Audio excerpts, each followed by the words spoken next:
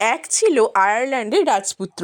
একদিন সে ঘুরতে ঘুরতে এক দারুণ পুকুরের পাড়ে পৌঁছলো, যেখানে চারিদিকে শুধু হলুদ সূর্যমুখী ফুল ফুটেছিল।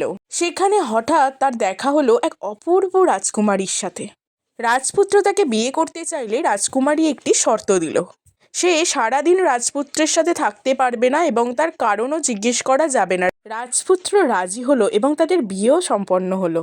কিন্তু একদিন কৌতূহল সামলাতে না পেরে রাজপুত্র লুকিয়ে লুকিয়ে রাজকুমারীর পিছু নিল। সে দেখলো রাজকুমারী সেই সূর্যমুখী পুকুরে গিয়ে হঠাৎ গায়েব হয়ে গেল। সেখানে অনেক ফুলের ভিড়ে রাজপুত্র একটি ফুলকে চিনে নিয়ে তুলে ফেলল।